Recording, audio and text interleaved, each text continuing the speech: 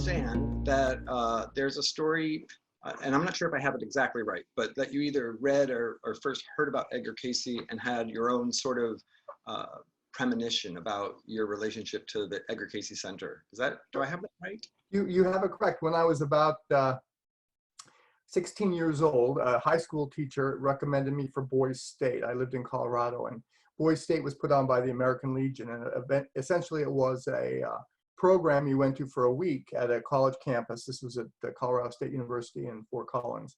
And you got to learn about the US government for a week. You learned about the judiciary, Congress, the executive branch. And it was just really background on the government, maybe for people who might want a career in government. Well, by Wednesday of that week, I was bored out of my mind, quite honestly. And I thought, the last thing I want to do is be in government. So I went to the student union. This was 1975, and they had a big bookstore. And there was a book on the rack that had just come out called A Prophet in His Own Country, the story of the young Edgar Cayce, which was the second book Jess Stern had written about Edgar Cayce. And I got that book, read it in the next couple of days. And when my parents came to pick me up on Friday, I told them, I'm supposed to move to Virginia Beach and I'm supposed to be president of A.R.E. And my father thought I had lost my mind because I was raised in a very conservative Catholic family. And so from then on, once a month, I had to go talk to a priest to kind of talk this out of me, different priests. And at the end of 2 years of doing that, I became really well-versed on talking about Edgar Cayce. And eventually, when I graduated from college, I moved to Virginia Beach. And 16 years ago, I became CEO. So it all happened. It is an incredible story. Yeah, it was an interesting experience because after I read the book, it wasn't so much even, boy, this is something I really want to do. It was just something I knew matter-of-factly it was going to happen. And it did, and it's been an amazing experience. The Cayce material is amazing. Cayce talked about 10,000 different topics. He's the most documented psychic of all time. The Cayce database is 24 million words. So there's a wealth of material there to write about, for sure. Well, on this subject, let's say, can we talk a little bit about Edgar Cayce, just for people who might not be familiar, and sure, also about the A.R.E. and give us just a little background. That'd be great. Absolutely. So Edgar Cayce is the most documented psychic of all time. He lived between 1877 and 1945. For 43 years of his adult life, he was able to put himself to sleep, close his eyes, be given the name and address of anyone anywhere in the world. He could tune into that person. Most of the material is about health information, but he also was able to talk about people's past lives, their future, their relationships, business advice, dream interpretation, astrology, you name it. Cayce talked about it. He hired a secretary named Gladys Davis, who actually wrote down probably 95% of the readings we have copies of. I got involved early enough that Gladys was still alive when I started working at A.R.E.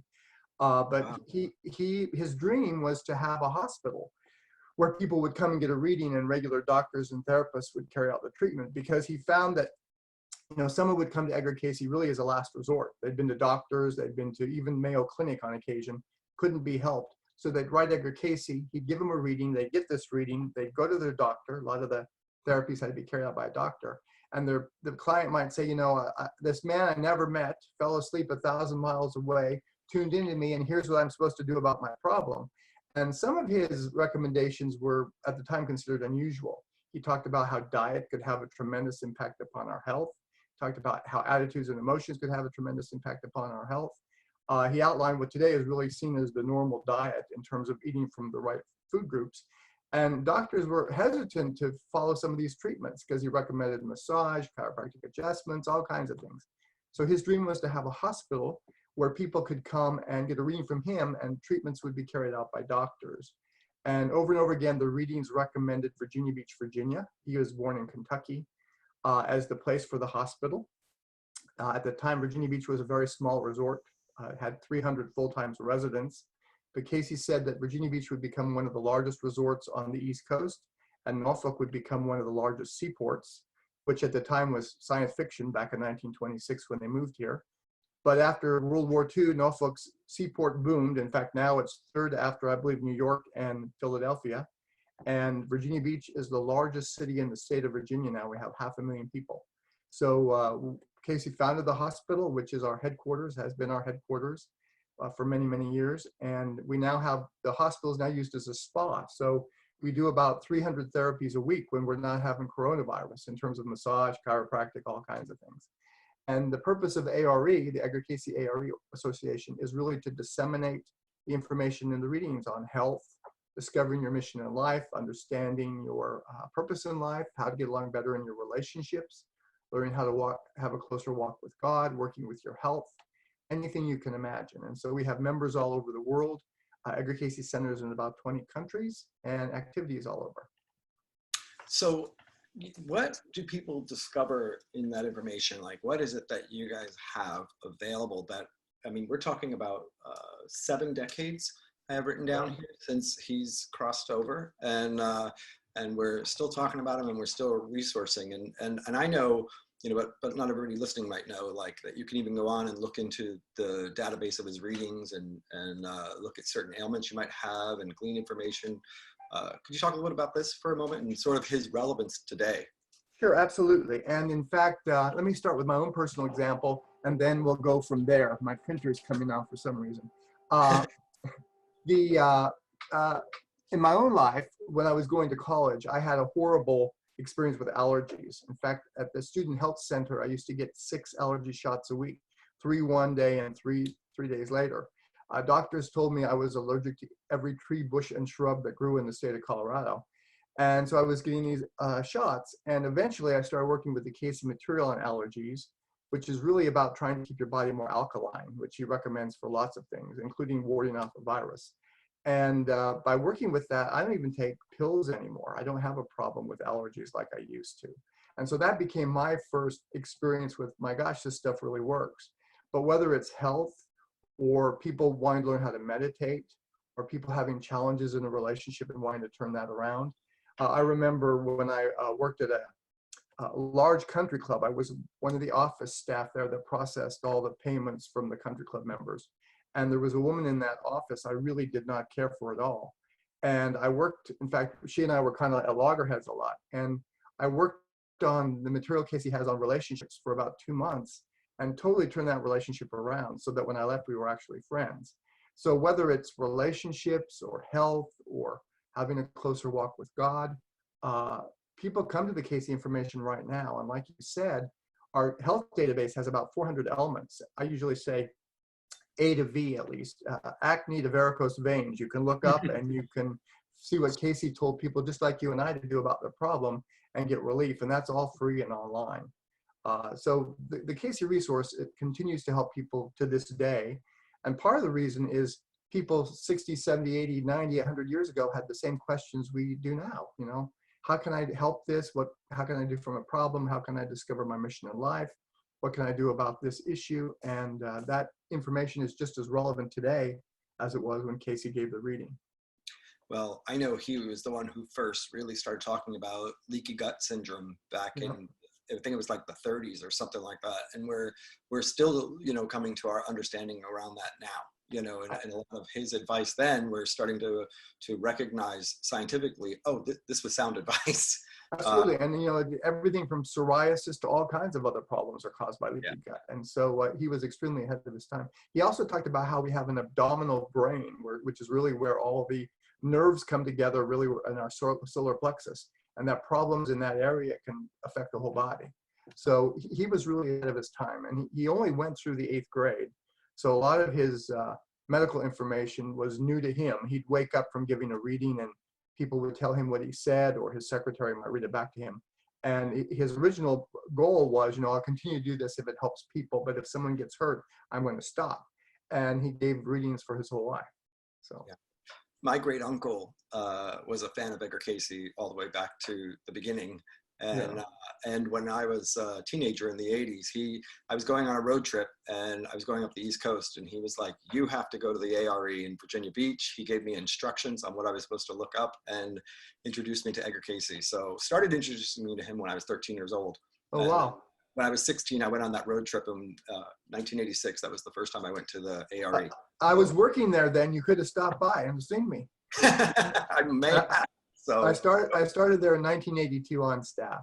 And, you know, even with when he gave past life information, people's past lives, lots of times he mentioned something about past history that today has proven true. For example, A number of people had been told they were members of the Essene community during the time of Jesus. And Cayce talked about the fact that men and women were equal in the Essene community, and they were made up of men and women.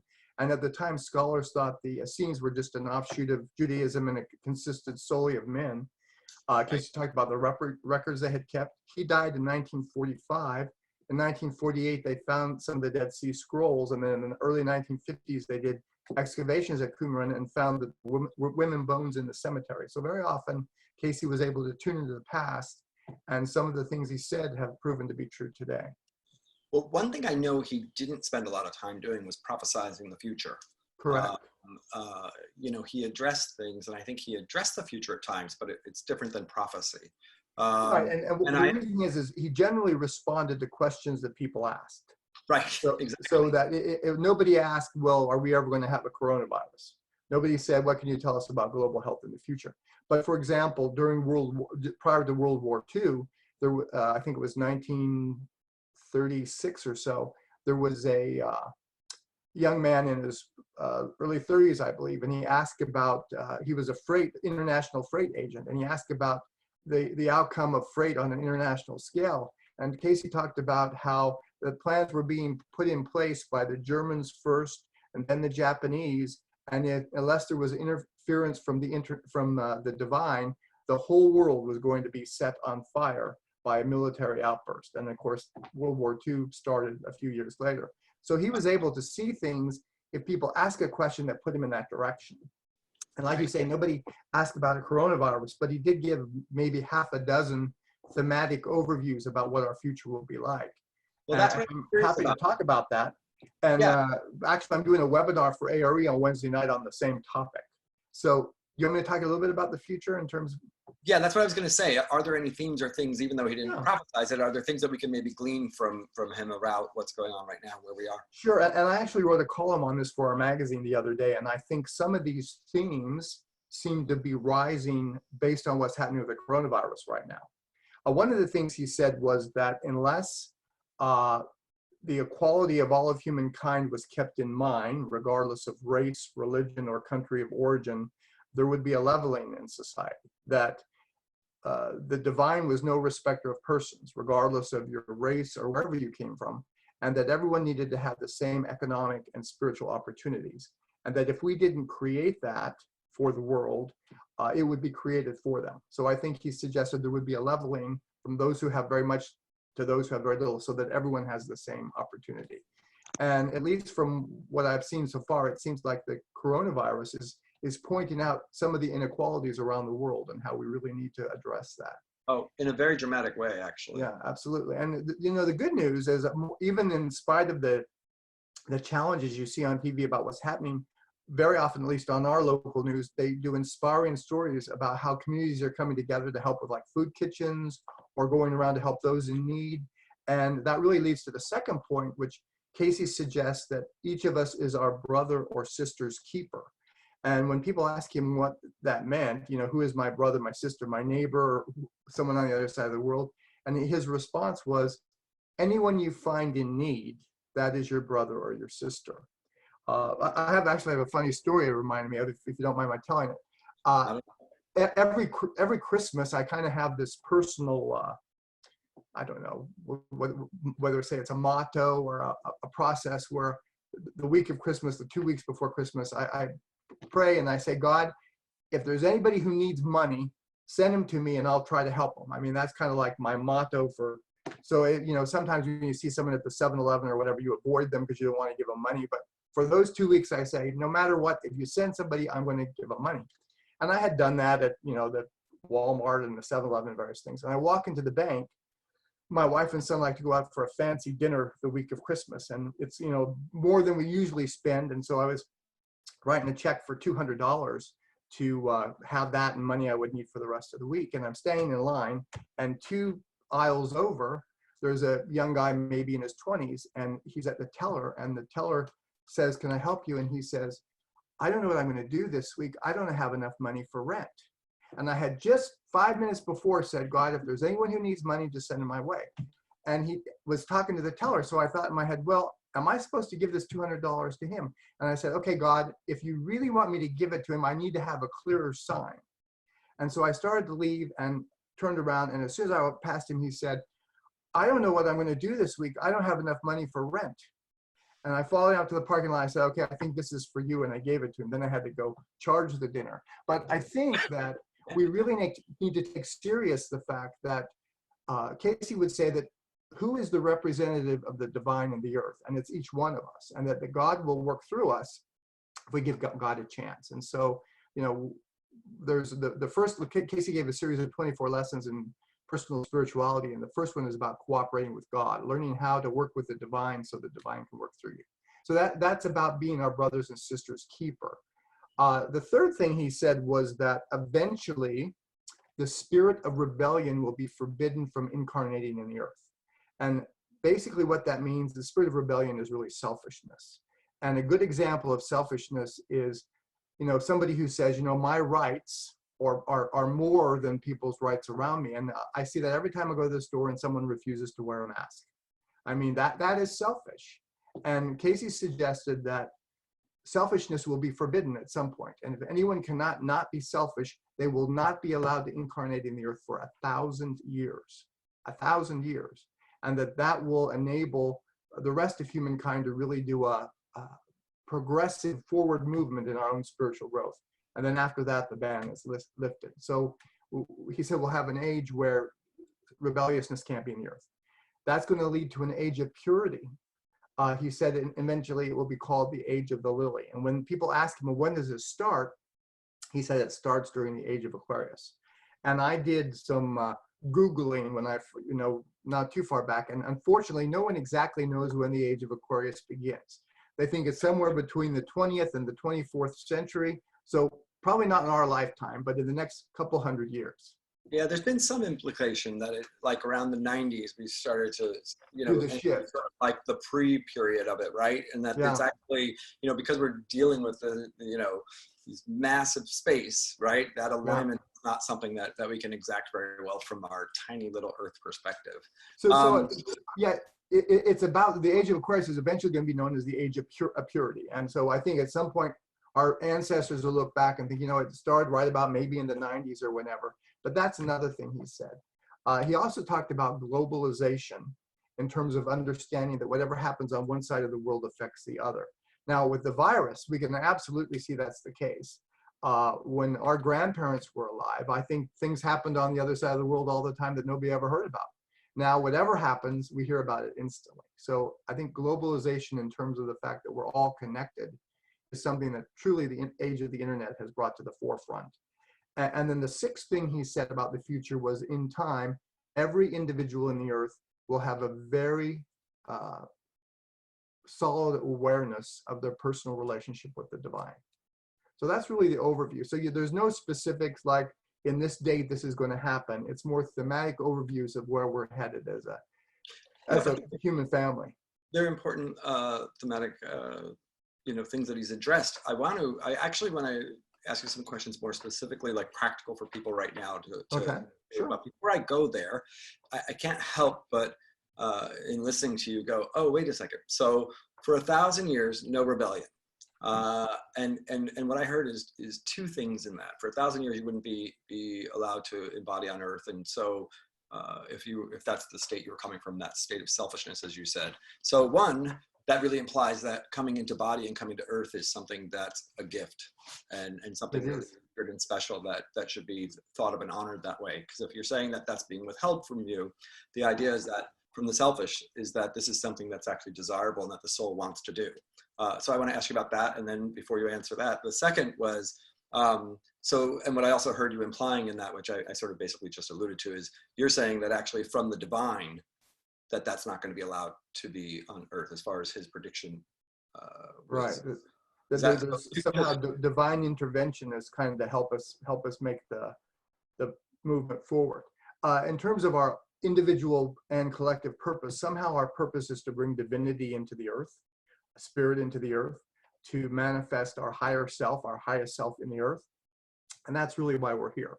And in fact, Cayce suggested, and I had heard this as an anecdotal story for years, and I actually asked someone about it, but he had suggested, and it's going to sound a little far-fetched, but he suggested that every time a child is born, the angels sing, because the Christ consciousness has the opportunity once again to be made manifest in the earth. And so there was a doctor named Gladys McGarry who basically delivered babies for 40, 50 years, and eventually had the opportunity to ask her, have you ever heard, in all the years you've delivered babies, have you ever heard the angels sing? And she paused for a moment to think about whether or not she should answer, I think. And she looked me right in the eyes and she said, yes, many times.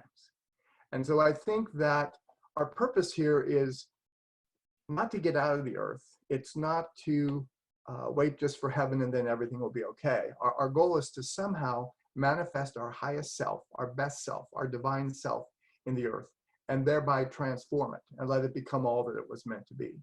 And we're really not done doing with that process until the whole world has become transformed. So I think that's why we're ultimately here, to bring divinity into the third dimension. So with COVID-19 going on right now, do you think that, obviously then, I mean, I think it's even implied in what you were saying that this is actually a part of our awakening and our awareness, our global realization, our raising our awareness around our interconnectedness, raising the awareness around the disparities, right, between cultures, between people. So there's a lot of that.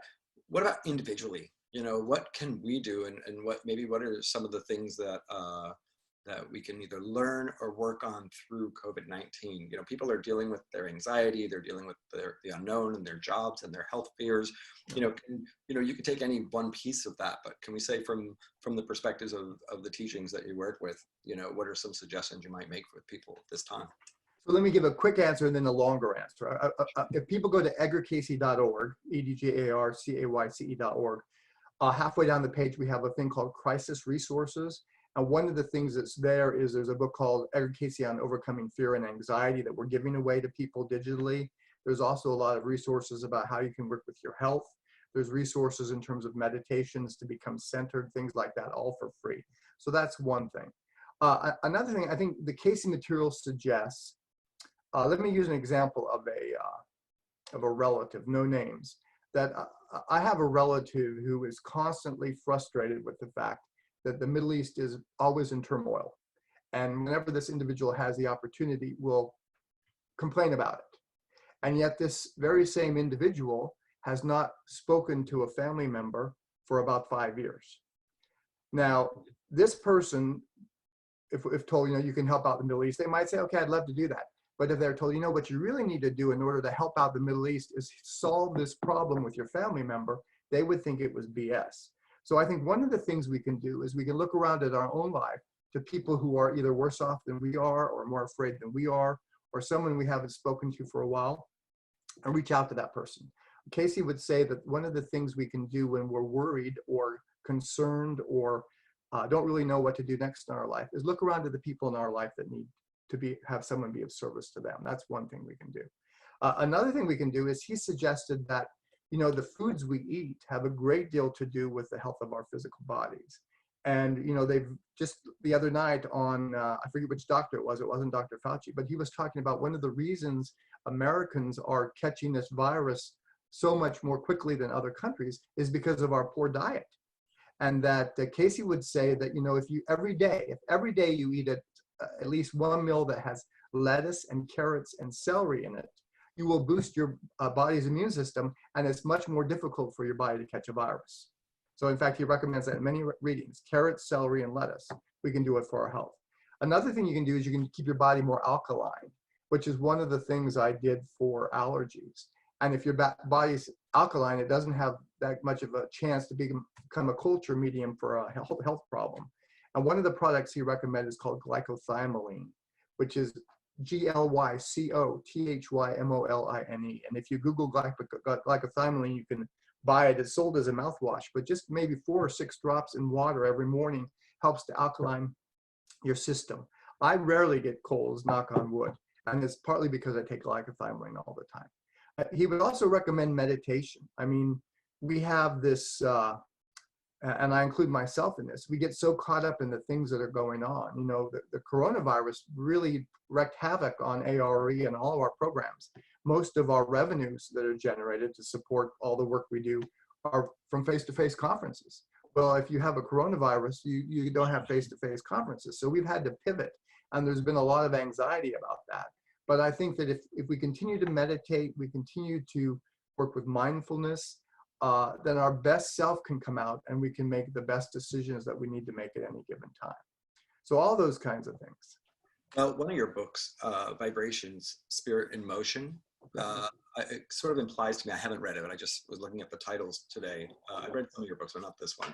But maybe as you were talking, thinking, you know, besides diet and strengthening the body, you know, do you think that there's a play in here in being a vibrational match with a virus as opposed to being a vibrational match with divine or with spirit or with health and wellness, you know? Well, I think that your vibration, the higher your vibration, the harder it would be to get sick. Yep. And I don't want to discount the fact that, you know, sometimes people at a soul level take on an opportunity of some kind, even if they are very advanced, because maybe another family member has something to learn, or, you know, for whatever reason. So I don't want to negate the fact that sometimes people choose what we would consider a challenge or a bad something in order for other people to learn a lesson. But that said, Cayce suggested that as we work with spiritual growth, we raise our vibration, and that the vibration of a person attracts other people and other activities, like you've suggested, or other even health issues to them based on their own vibration. And it's almost like the more you think about something, the harder it is not to think about it. So you wake up and you think to yourself, you know, today I'd like to have a piece of chocolate. And then while you're brushing your teeth, you think, you know, I really need a piece of chocolate. And then driving to work, you think, I'm going to kill for a piece of chocolate. And the more you think about something, the more it becomes a part of your energy system. And that's really how vibration works. So the more you're thinking about being loving to other people or caring, the more that becomes a part of who you are. Conversely, the more you think about how angry you are about something, or how someone cuts you off in traffic, and then everything else that ever irritated you comes to mind, that becomes a part of your vibration. So Cayce suggested that one of our goals in the earth is to raise our vibration and become the very best that we can be in all different areas of our life.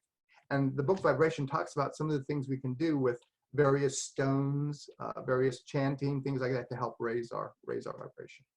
And just becoming more grounded, centered, and mindful will Absolutely help in that process. More conscious of our breath, more conscious of our well-being overall. And certain kinds of music can help that too. You know, when you're listening to music, that can be very helpful. Right.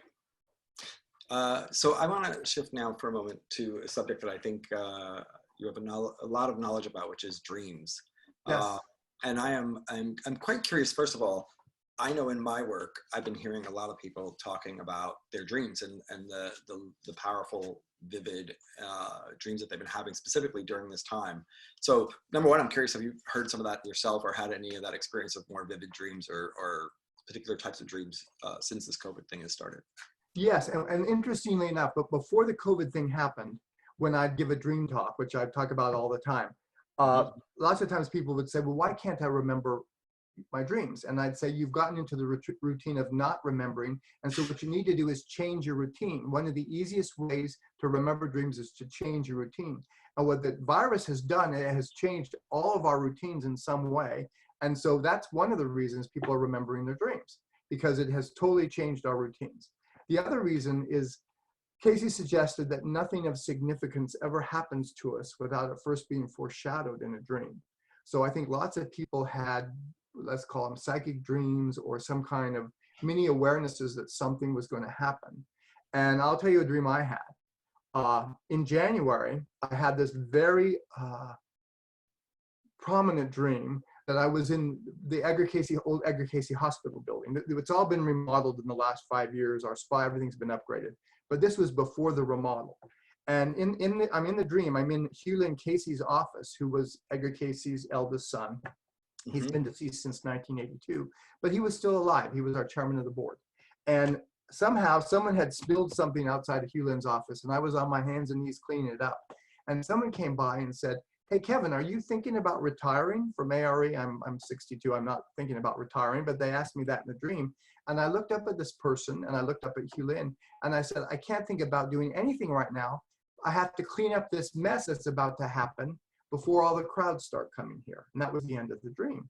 So I woke up thinking, well, what's going to happen to A.R.E that there's this big mess I have to help clean up? And I thought, well, I don't know, maybe we're going to have a challenge with finances or something. And sure enough, 10 weeks later, we get the coronavirus. So we're in the midst right now of cleaning up that mess.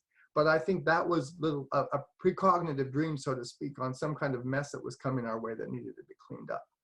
So when you had that dream, did you first of all, I'm curious, did you write it down? And yes. Second, you did, okay. And was it resourceful for you? Did it cause you fear? Like, how did you respond to having that dream? Well, once I figured out what it was about, and I really think it was about the coronavirus, it kind of gave me comfort, because it wasn't like, oh my God, this is doom and gloom, we're headed for disaster. It was more like, okay, here is something we're going to have to clean up. And the organization has done okay, and our members have been very helpful in terms of contributions and pivoting, helping us pivot to online programs and various things. So it was more of a supportive kind of a dream. In fact, Cayce said lots of times when dreams like that happened, it's so that we can be forewarned and forearmed. And I think that dream really gave me comfort that, okay, we're going to get through this okay. It's just a matter of cleanup. But what about the 10 weeks till you found out? Well, when I found out, what was happening with the coronavirus, there was immediate panic at first. I thought, oh my God. No. I'm asking you, what about the weeks prior, from the time of the dream till you heard about corona? In that time, did you find that dream, for you, was it reassuring, or a sense of like you were being guided into something, or did it give you more angst? Did it have an impact on you emotionally one way or the other during that time? I'm curious. The impact was, honestly, it's meant more now since it happened than before, but in between then and the actual coronavirus, there was a positive feeling like there's a purposefulness in whatever I'm supposed to be doing coming up here. It's destined, it's purposeful. I'm in the right place. I just need to follow through on it, whatever that is. I asked you for that reason. I think that's great information, because I do think a lot of people, when they have dreams that are like that, it's scary. And a lot of people get stuck in the part of like, oh my God, I'm going to have to handle something bad. And one of the things I try to relay to them is, if that dream is coming in advance, it's some level, Spirit is letting you know, you've got this. Like, you've got this, and to help you be prepared. Yeah. And yeah. It is very reassuring. It is very reassuring. Yeah, and of course, like you said, more so once it became clear what it was, that like, oh, I've got a job to do here. Let me do it. Yeah. So, are you guys resourcing dreams in any way? And I don't know if you do this at the A.R.E in a formal way, but whether formal or informal, are you guys resourcing dreams with respect to what's happening right now, and maybe how we can respond to it, how to handle it, whether or not the information coming out is good, because there's a lot of mixed information, of course, around this. I'm curious if you could sort of talk about that a little bit for us. Sure. There's a couple of ways. Both are somewhat informal. One of the things, we have a dream Facebook group that people go to and just share their dreams. And then there's an audience of back and forth about, what it might mean, how it might be helpful, whatever. That's one way we do it. Another way is I often collect dreams. People send them to me all the time, what the dream and what they might think it meant, or they send it, they're not sure what it means. And then later on, I use it in an article, changing the names to protect the innocent or anything. But we're not collecting dreams of prophecy, for example, and then seeing what happens later. It's just more informal than that. Yeah, I think the reason why I ask, I think a lot of people are having and it's not necessarily all about prophecy. It's a lot of interesting dreams about what's real, what's not real, about the information, or how we need to respond to it in some way. Both. Right. Meaning as a culturally, right, energetically, and what we need to respond, but also in our bodies and in our health. And I'm wondering, by the way, whether from dreams or not, are there very specific recommendations coming out of the A.R.E around taking care of your health during this time? I mean, I know what you said as far as if you go to the crisis resource page, there's a number of things people can do, including diet, meditation, mindfulness, chiropractic adjustment, especially now that some of the doctors' offices are open back up, those kinds of things. Anything about dreams, about people working with their own dreams? Oh yeah, we're working with your dreams of even simple things like drinking enough water helps clean your system. Staying away from too much alcohol, too many mind-altering things. You know, occasional glass of wine, that's fine, but you don't want to get over drinking every night because you're upset about the coronavirus. I think that just doesn't help. So. And then what about reincarnation and what's happening? You know, I'm really curious. You guys do regression work over there. We do. We do past life regressions. We do teach people about learning about their past lives. Yep. Yeah, and I'm wondering, you know, has there been reference to from past lives to what's going on right now? And are the souls that are here right now, or certain souls here right now, specifically around for what's happening with COVID-19? Is this, you know, has this been a specific alignment in the karmic journey that you guys are hearing? I'm just curious. That's an interesting question. What I can say is, from a personal perspective, I've seen some pictures from the 1918 coronavirus pandemic, not corona, flu, a Spanish flu. And I swear to you, some of the characters who were prominent during that look similar to some of the characters who are prominent in the coronavirus. So I don't want to match two people and say, okay, that definitely is that person reincarnated. But I think that some of those characters are back. And I think hopefully the ones that got us through last time are back to help get us through this time. But other than that, I have not had lots of people say, you know, I remember dying during the Spanish flu and I'm back to this time make it through. But I do think that that does happen. Do you think that it's triggering certain people that, like, maybe in a past lifetime have been through either a pandemic or another sort of global crisis that they may have experienced in another lifetime from whatever century? Yeah. And maybe it's triggering some of those kind of things coming up in people right now. Do you think that's a part of some of the especially in terms of their fears and anxiety? So that if you lived through, for example, the Middle Ages and the plague, and so perhaps you died or a family member died, I think that you might have more than a normal sense of fear of what's going on right now with the coronavirus, because those old memories are being awakened. So one of the things that past lives do is they predispose us to our old fears and concerns that were awakened in the past, and they come to the forefront in the present. And so sometimes we need to reassure ourselves, you know, that was then, this is now, and it's not necessarily going to turn out the same way. So I do think people's fears and anxieties are being prompted by that. And I think that's one reason we've actually given away thousands of copies of that book, Edgar Cayce on Overcoming Fear and Anxiety. And one of the items in there is dealing with past life memories that are very often subconscious. And then, yeah, definitely. And then, you know, one of the other things that Edgar Cayce talked a lot about, and he said that he was, in his readings, he was accessing the Akashic Records. And so two things. One, of course, could you talk a little bit about the Akashic Records so people know what we're talking about? Yes. But also, my question is, my follow-up question to that would be,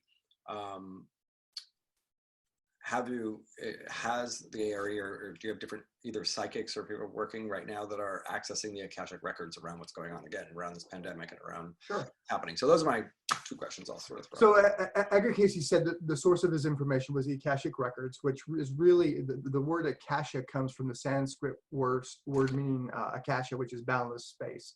And so basically it's in today's modern parlance, it would be the universe's supercomputer system. It keeps track of every thought, every word, every deed for every soul that has ever incarnated in the earth. And somehow Cayce was able to tap into that. That said, I have become more and more convinced that all of us tap into the Akashic Records all the time. We just don't know that that's what we're doing. And it happens when we meet someone for the very first time and we don't like that person, or we meet someone for the very first time and we have this overwhelming sense of love and admiration for the person. And where does that come from? We pick up our relationships with each other exactly where we left them off. And then to go a step further, because the Akashic Records contain the source of all information, anytime anyone does anything psychic or intuitive, they're actually tapping into the Akashic Records, even if they don't know that that's what they're doing, because there is no other source of information ultimately. So all of us are wired into the Akashic Records. Very often we pick up on our future from the Akashic Records in the dream state. It happens like this for most of us. Most of us don't remember our dreams. We don't keep track of our dreams. We go to sleep. All of us dream every night, actually, but we just don't know that that's what we're doing. The next day we go somewhere and we're having a conversation with someone and we think, wait a minute, I've already had this conversation. Or we're driving somewhere we haven't been and we think, wait a minute, this looks familiar, I've already been here. And we have an experience we call deja vu. most deja vu experiences are actually fragmentary dream recall. We dreamed about whatever it was the night before, but we're not writing down our dream, so we don't remember that we dreamed about it. But there's a fragment memory kind of feeling that, wait a minute, this is something I've already done. It's because we dreamed about it. So we're constantly picking up on the Akashic records of our future. We're constantly picking up on the Akashic records in terms of our relationships with one another. And we're constantly picking up on the Akashic records in terms of our own likes, dislikes, frustrations, animosities. You know, we take all of our feelings with us like luggage, and from one incarnation to another. And sometimes we're carrying around top of the line Samsonite, and sometimes we're carrying around old paper sacks that we need to get rid of, because our biases, our angers, our loves, our talents, we take them with us. And they all become energized by similar experiences in the present. And in fact, Cayce suggested that we actually dream about past lives, not to convince us of reincarnation, but what happens is, well, let me give a modern example. Lots of times when I'm giving a dream talk, adults in their 40s, 50s, or older will tell me, you know, I dreamed about being back in high school and I was in an English class and the teacher was passing out a test that day. What does that mean? Well, what happens is right now the person doesn't feel prepared for something. So in the sleep state, the mind looks for a period in the soul's history when they didn't feel prepared, like a test being passed out at school. And you have that memory, because that memory is to remind you the same thing's happening again. You don't feel prepared. In the present, we're about to have a similar experience, or we meet a relationship we had in the past. And so the soul mind looks for a period in our past when the same thing happened. When we dream about a past life to bring to our remembrance, you know, you're going to have this relationship again, or this experience is about to happen again, just to get us forearmed for what's about to happen. So all those are examples of picking up on the Akashic records in the present. We just don't know that that's what we're doing. It's really a database of information of everything that we've ever experienced.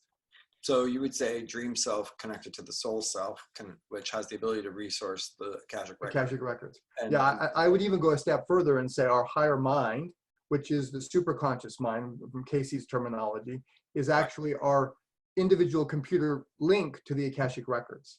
And people pick up on each other all the time. It works as simple as you're thinking about somebody and the phone rings. You know, I was thinking about, this morning I was thinking about making a doctor's appointment for something minor, and the doctor's office called me to see if I wanted to make an appointment. And when I told the girl I was just thinking about it, she thought I was making it up, but I was not making, I mean, just 5 seconds later, the phone rang. So we pick up on people all the time like that. But I'm asking, are you saying that when we're dreaming, we're actually accessing it even more clearly as far as resourcing past lives and saying, oh, absolutely. Absolutely. Yeah. Okay, so how do we consciously direct that right now? Like with what we have going on, I mean, you know, if you're sitting here and going, you know, I've lost my job and I have to find work, or, you know, you're dealing with being sick, or your fear of being sick, whatever the case may be, how do we actually resource our dream to begin having that conversation with our dream mind? Yep. And to resource it both, whether that's in looking at past lives, looking at in how to proceed forward, you know, what are some of the recommendations you can make for people? One of the things I have become very fond of is writing out a question, whatever the question is. Tell me about my next job, or what can I do about my health, or what can you tell me about this? Write out that question, read it before going to bed several times, go to sleep and wake up and then write down whatever you remember. And very often we will dream on the answer. And I have done that over and over and over again. That's really how I first got started with dreams. And it is amazing. It's an amazing resource.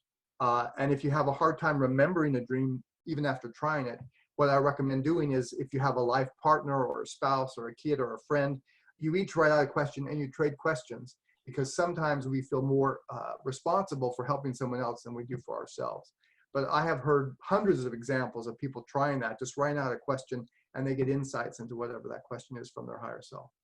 But part of the reason, and this is science, this isn't Edgar Cayce, science has proven that of the 100% of the stimulus coming to you at any moment, the conscious mind filters out more than 95%. Right. And even though that sounds high, you don't feel the glasses on your nose, or your seat on your chair, or the intensity of the light, or the sound of the air conditioning system, or your feet on the floor. You don't feel any of those things, because the conscious mind decides irrelevant and sets it aside. But it's not lost, it's set in the subconscious. And actually, that's why many people can remember more. If they were at a crime scene and they're hypnotized, they remember more under hypnosis than they're aware of consciously, because all that goes into your subconscious mind. And the subconscious mind becomes awake when we sleep. And so all the little things we noticed at one level, the body language, the conversations at a distance, all that data comes to the forefront, and we're actually much wiser asleep than we are when we are awake. So do you think that one of the things that Edgar Cayce had a gift with was being able to fall into a sleep state while still remaining conscious enough to communicate with those who are around him outside? I think so. He put himself to sleep every time he gave a reading. And although he did not remain conscious of the reading while he was asleep, he did become more and more psychic in the waking state as time passed. I think the more you work with your intuition, as you are probably well aware, the more often you have psychic experiences, because, I mean, we're wired for intuition. We're wired for guidance. The universe wants us to succeed. The universe wants divinity to come into the earth. Our job is to somehow transform this planet. And, you know, you look around, some days you get really depressed. Well, we're not doing a very good job. But I think that if you look at the history of the world, there has been progress in terms of transforming human consciousness. I totally agree, first off. I also want to ask on this. Well, first of all, I want to go back to when you said about writing down the question and reading it before you go to bed. Yeah. For somebody who's not remembering their dreams, wouldn't you say that it's a good idea to do that repetitively? Do it over and over and over again, yeah. And the same question for a while at a time. Let me, if you mind, I'll tell you my first story with this. It's Sure. kind of an interesting story. So I got involved in an Edgar Cayce study group when I was about 18 years old. And everyone in the group was older than I. They were in their 40s and 50s for the most part. And I always felt like I was catching up because they'd been involved much longer than I had. And every 6 months, this group did something really unique. Was they would decide, there was a group of about 14 people. They would decide on the question. We were all going to dream on the same question. And our study group met on like Monday or Tuesday night. And then next week, we'd come back with the dream. And so the question the group decided on one week was, what do I need to work on spiritually? And that was the question. And just like I described it, we were supposed to read the question and go to bed. Well, that first night I read my question over again, and I was kind of worried that I'd come back the next week and be the only one without a dream. So the next morning when I woke up and I didn't remember my dream, I got a little performance anxiety. All right, so I wrote down my question again the second night, read it over and over again, tucked it in a square of my shorts to have it with me all night. What do I need to work on spiritually? This is the dream I had. I dreamed that I was in Egypt, and I was walking out of the Great Pyramid. And I had not been to Egypt at that point, but I was on an A.R.E tour in the dream, and we do tours all over the world. And I was with 50 other A.R.E people. And just as I walked out of the Great Pyramid, somebody in the group really loud yelled, by the way, Jesus taught Kevin some dance steps, and Kevin wants to show them to you now. And I was really shocked because I didn't know anything about dancing, and I didn't know anything about meeting Jesus. But all these people start sitting down in front of me to watch this performance of some kind. And as they're sitting, I think, well, you know, I'm a team player, I'll come up with something. And finally, somebody who I didn't really like in A.R.E sat down in front of me, and excuse the language, but I thought to myself, what an ass, as this person sat down. And as soon as I thought that, I looked out over the desert, and there was Jesus standing there. And he thought back what I had just thought. And his next thought was, more than anything else, you need to work on your thoughts. Well, I was blown away. I wrote out the question, what do I need to work on spiritually? And from the big guy himself, I got work on your thoughts. So from that time on, I started working with dreams. And then later on, I found out I had an experience where I was actually a dream interpreter in the past. And that's why it came easy to me after I started working with it. But I became convinced that if you write out a question and really sincerely want help, you can get answers from your dreams very easily. Yeah, I actually write letters to my dreaming self. I actually literally write, dear dreaming self, and I'll write out a letter and I sign it, love Asa, and I date it, and I make a commitment that if I get the letter back, which means the dream, then I will, you know, I'll document that dream into the physical realm and write another letter tomorrow night. And so I built a whole relationship with my dreams that way. Excellent. You know, since you talked about being a dream interpreter, actually somebody had posted a question here that I think it's a great point to ask you then, which is, how do you confirm the interpretation given to dreams? You know, so I mean, part of it has to do with experience. I mean, you can tell if she's asking if a friend of hers gave her the interpretation and she wants to know if it's right. My feeling is that if a dream interpretation inspires you to do something, get on the next step with your life, empowers you somehow to do something about whatever issue you're working with, it's probably a positive interpretation. If it instead makes you depressed and unhappy and fearful, then I might question it. because I think your higher self is constantly trying to help you succeed and gives you guidance along the way. You can always ask for a follow-up dream. You know, is that really, if I've interpreted it right? What I wouldn't do is you ask for a question and you get an answer and you don't like the answer, so you keep asking it in different ways, hoping for a different answer. I wouldn't waste my time doing that. But well, that's the same for like people who get the tarot cards and they start, you know, they I learn want to do it. Let's do it they again. toss Yeah. the card, but they keep tossing the cards till they get the answer they want, you know. And Yeah. I always feel like that's a little bit like antagonizing your friend or your mother or somebody until they tell you the answer that you want. It doesn't necessarily Or your higher self. yes. Yeah. So what do you think of dream interpretation books that sort of that list the meanings behind like specific symbol? Like if you're flying, it means this. If your teeth fall out, it means this. You know, how do you feel about that type of dream interpretation? Well, it really depends on the book. So I mean, I wrote a book called Dream Images and Symbols that has 10,000 interpretations in it. And so Wow. basically, if you go to a dream dictionary and you look up a symbol and it only has one answer, then I'm not really happy about it. But like, for example, if you turn to in mountain, if you look at mountain in my book, it could be an opportunity, it could be something, an obstacle, it could be something in the future. A mountain in Japan means a big, high accomplishment. So all symbols generally have more than one meaning. It's not just one meaning. And that what you want to do is you use these meanings as possible meanings and go from there. But I think the dream symbol dictionaries can be helpful. The most helpful dream dictionary I've ever come across is actually an unabridged dictionary, which is the dictionaries that are this fat. So if you look up fish, for example, it'll say, you know, something's fishy can be a symbol for Christianity, can be a dietary food, could be related to things underwater, the subconscious. So I think there are symbol dictionaries that can be helpful, but I'm not sure they're the be all and end all, because we all have personal symbols that take precedence over everything else. Great, because I mean, really, I think those dream dictionaries, especially if it's a good one, and I agree with you. If it's one definition, it's a little too, this is what it is, right? It's a little literal, as opposed to taking into account that how we experience something may have a lot to do with why we're dreaming that symbol. So I think dream dictionaries are really good for helping to lead us maybe and have a little bit of awareness on what it could be. But I think ultimately, you know, it's learning to listen to what's within us to get to this. This is not the exact wording, but I remember being in a local New Age shop, not A.R.E, and saw a dream book I'd never seen, and I pulled it out, and somehow I turned to either waterfront or dock, and and I'm not making this up. It was something as straightforward as a woman who dreams of a dock will marry a sailor, and I thought, oh my God. And I put the book back. I mean, that was definitely not, even a stretch of imagination, it doesn't mean that. But anyway. I love that. Somebody asked about anxiety dreams. Any comment on anxiety dreams? Oh yeah, I think anxiety dreams are often the things that are going on in our lives that we don't want to face or we don't know how to face. So we have an anxiety dream. And you know, there's things that sometimes we are involved in some we don't know how to communicate with another person. That's sometimes why anxiety dreams happen. Or we know we need to do something like change our job, but we're afraid to do it. We don't know how.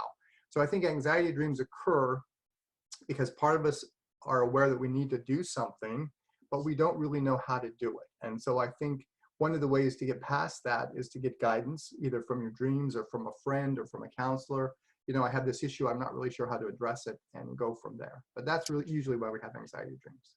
Yeah, the other thing I like to recommend, I think sometimes our unconscious works through stuff that we just don't feel capable of working through when we're conscious. You know, whether we're too busy, preoccupied, whether it's an issue with somebody else, or just our inability to handle and fix COVID-19, let's say, you know, world, the fact that that's causing anxiety. And so, you know, our dreams will sometimes have anxiety dreams, which I think is our unconscious doing its best to just work through that for us. And one of the things I recommend to people, because what happens a lot with anxiety dreams is that you'll wake up and after, and it doesn't feel good because you just had an anxiety dream. And so it's easy to get re-triggered into more anxiety. But the opportunity is actually to wake up and say, thank you, unconscious mind. Thank you, dreaming self, for helping me with this and for working that out. And, you know, and then to actually take a moment to consciously tune into where you want to be in this day, you know, and where you, and really let yourself know that on some level your unconscious was lifting that off of you. You happened to become aware of what was happening in the process, but it was actually lifting this off of you and giving you an opportunity to breathe a little easier.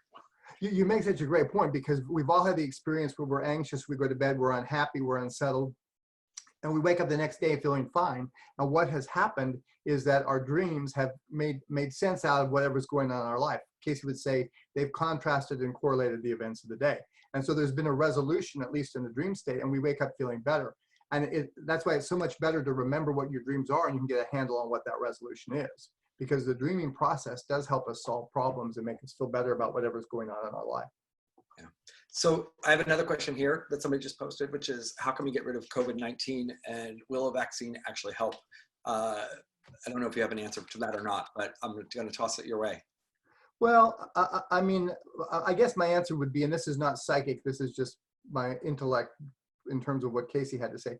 I think that if the sooner we can change our business as usual approach, that is, in terms of we are responsible for one another, we have to worry about people who don't have the same economic opportunities that we have to worry about. I mean, when the government is talking about a tax break on investments versus helping people who are out of a job, I mean, that's an arrow going in the wrong direction. So I think as long as we learn our lesson and realize our responsibility toward one another, and that we are our brother's keeper, the greater our chance that we can get past this coronavirus and get on with our lives. If we don't learn that lesson, we're going to have a different challenge that comes just down the pike. So Cayce would say our destiny is set. Our destiny is we're responsible for one another. We're supposed to bring spirit into the earth. There's going to be a leveling. We're our brother, sister's keeper. The spirit of rebellion has got to stop. As long as we can do things thematically along those lines, we're moving in the right direction. If we don't, then we're going to have, trade war with China. We're going to have, I mean, there are all kinds of things that could upset the apple cart again, because we're not here to make money. We're not here to somehow amass a fortune. We're not here to somehow gain power or anything. It's somehow we're here to become a spiritual entity in the earth, and that's what we're supposed to be doing.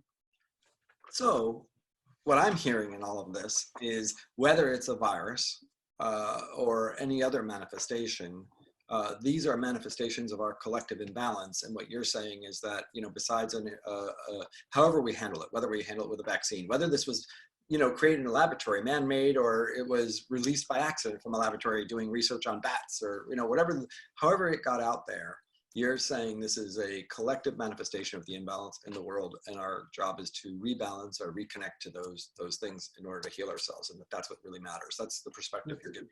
That's what really matters. And so I would say that our destiny is set. How we get there is a matter of free will. We can either decide to do it because we want to help one another, or we're going to do it because we have no other choice, but we have to work together to solve this problem. So our destiny is set. Right, but wait. But when you say our destiny is set, you're not saying that COVID-19 being here is our destiny set. You're saying our destiny is set as far as where these larger ideals and where we're supposed to go, and then these are manifestations along the way of getting there, correct? Correct. Absolutely. Yeah, so you're talking about destiny in its larger scope of like the purpose of humanity, according to Edgar Cayce and the messages that he received, and our purpose and where we're supposed to be going in the earth or in the future for humanity and the world. Absolutely. Years ago, this was actually before 2012, I did a video where I talked about one of the thematic things in the Cayce material being that we were headed for one world, that one world eventually would be a cooperative world. And there were actually little hate comments on that YouTube video upset that the United States was going to be over everybody. So I think there's still a lot of antagonism to, okay, we're okay with everyone being equal as long as we're more equal than everybody else. So that's not our destiny. We're going to work together one way or another.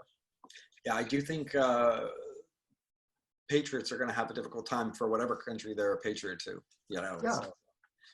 So when someone asked during World War II, when someone asked Edgar Cayce about nationalism, in terms of how do we deal with nationalism, his response was, put no ism over the love of God and the love of humankind. No ism over the love of God and the love of humankind. Okay. Well, listen, I have one more question here, and then I want to talk about a couple other things before we wrap up today. But somebody put in here, are there forces trying to stop divinity from coming into the universe? I think the spirit of rebellion that we all possess is trying to do that in some respects. Cayce, in my book on Edgar Cayce on angels and the angelic forces, he makes it really clear that there's no such thing as a devil in terms of what some of us were brought up with. There's a spirit of rebellion.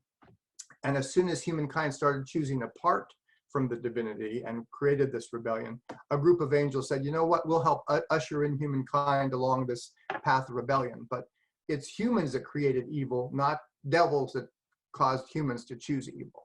So I don't think there's a higher negative energy up there other than that we created to do rebellious things.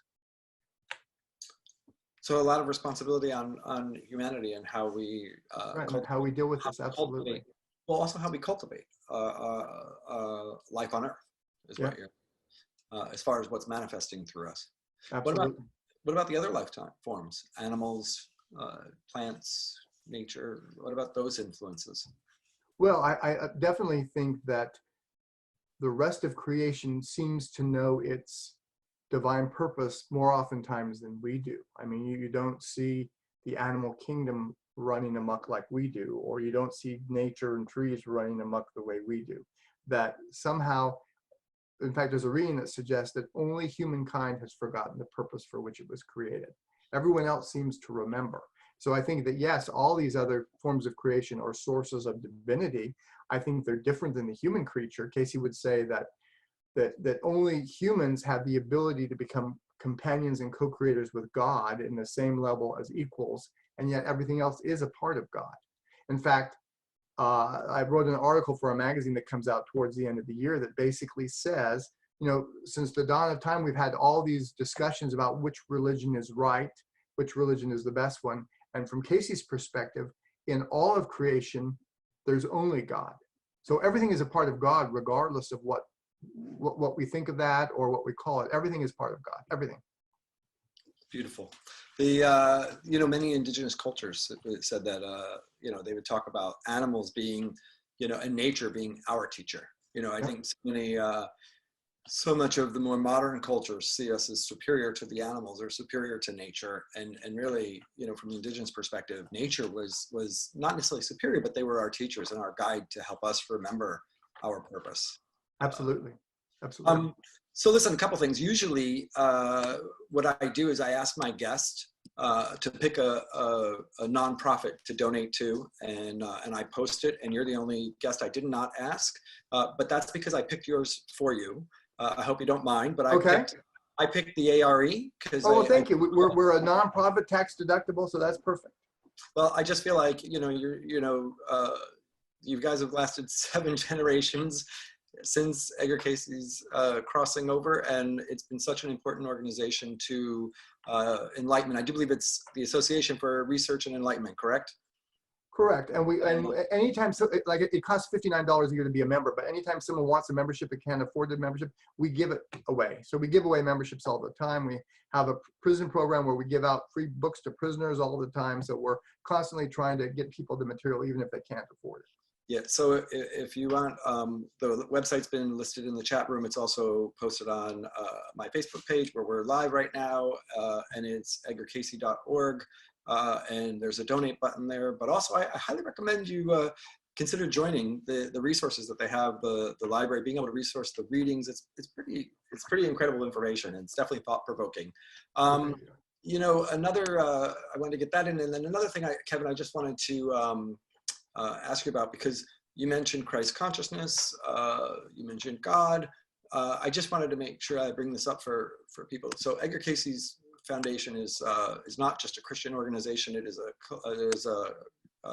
inclusive, or not. How would you describe that? Can you sort of just give a little? Sure. I mean, although Cayce had very different definitions for what we would call Christ. He would say that Christ consciousness is, and I quote, the awareness within each soul, imprinted in pattern on the mind and waiting to be awakened by the will of the soul's oneness with God.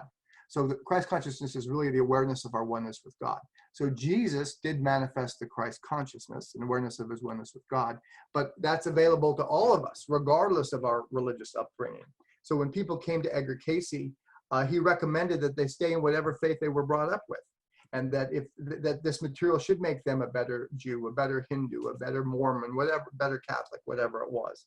That, as I said, all religion is basically man's creation to create community among other people of like mind, whereas spirit is something we share in common, our divinity with the Creator. We're all a spark of divinity with God.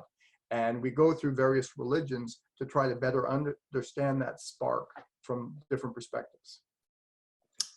Great. And that's what I thought you would say, something along that line, but I wanted to just make sure we got that out there. Hey, do you have one more minute to answer? Somebody just added Sure. one more question, and it's actually an interesting question. It brings us back to rebellion, but I think that is a concept that might be new for a lot of people, this idea of rebellion being selfish and the end of rebellion. And they said, what if one lives in a very racist or selfish community and one doesn't want to be either racist or selfish? Isn't that sort of a rebellion, some sort of a rebellion? Or can you explain a little bit more about rebellion? Well, rebellion is doing things really out of accord with what's best for the whole, what's best for all of us. I don't think if we're against something negative happening, I don't think that's rebellion. It's that if you're doing something that doesn't understand the love of God and the love of humankind being more important than my own desires, that's rebellion. So for example, and some people don't like it when I say this, I do not think that we as a human creature are smart enough to own guns, at least guns that are semi-automatic. So I think that the spirit of rebellion suggests that someday we're not going to be able to have those guns. And there are people who become very upset with that idea. That's the spirit of rebellion manifesting, that somehow my desires are greater than the desires of the whole. And I think Cayce would say that the desires of the whole are more important than my own selfish desires. And one of the great things about the United States is we really champion the desires of, or the rights of individuals. That's great. But I think it has to be equaled out with the rights for society. And somehow those two things need to come together to really help us become all that we were meant to be. The rights of the society being equaled with the rights of the individual. That's pretty tough when you have such strong, diverse ideas on right and wrong. And Absolutely. That should be. So how do we as a humanity get closer to that ability to find a central, I don't know, theme's not quite the right word, but a way to sort of come to a place of agreement or collective acceptance? I think that the short answer is that it's not going to happen anytime soon. But I was watching a show the other night on TV, and it talked about how many different people are really rebelling at the fact that they don't want to wear a mask when they go out in public. But then they showed very much the same wording, very much the same characters being upset in the late 1980s when people were told they had to wear helmets to be on a motorcycle. And then they went back even further to the 1960s, and they showed people very, very much upset about the fact they had to wear seatbelts in the car. And all these are taking my rights away. And it showed how, even though that was the first impulse, this is my right not to wear a seatbelt. This is my right not to wear a helmet. Eventually, the overall population rose to the occasion, and so that rebelliousness was eradicated. I think the same thing's going to happen, whether it's guns or masks, that eventually the most people is going to be okay with, and then eventually, whatever generation comes along, it just becomes accepted. The same thing has happened with people who, with race relations. I think today it's much better, although it's certainly not ideal, it's much better for people who are non-Caucasian than it used to be. And eventually Caucasians are going to be in the minority. So, I mean, things are changing. Even those people who don't want things to change, they are changing nonetheless.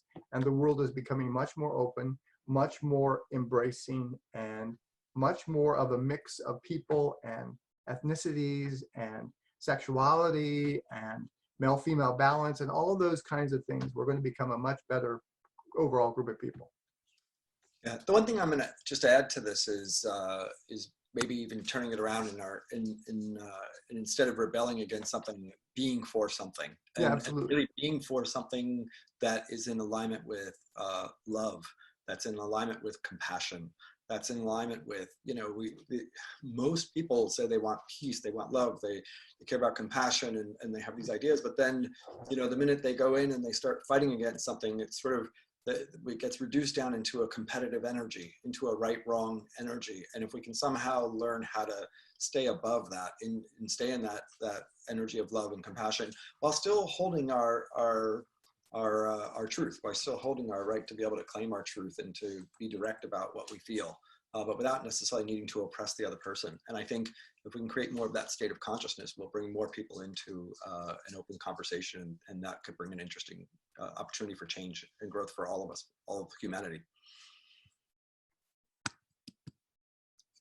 I think we froze up on Kevin. Kevin, we're going to wrap up here. Hopefully you can hear me.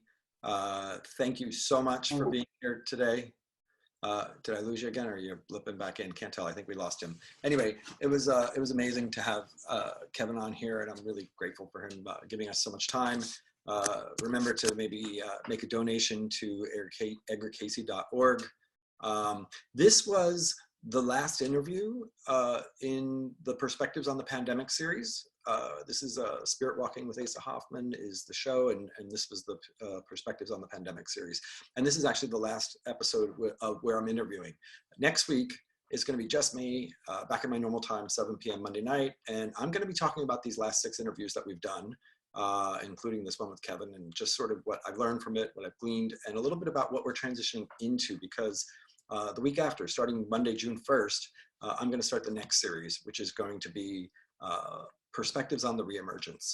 And that's really going to focus, it's obviously going to be similar, except it's really going to focus on how we come back out of our quarantine and not just go back into the same old patterns. You know, one of the things Kevin talked about earlier was 5% conscious mind, 95% unconscious mind. That is so easy to sink back into the unconscious and to just fall back into the same old habits and patterns. And we've seen amazing examples from the earth of the ability to recover and grow and expand with just with less noise, less activity.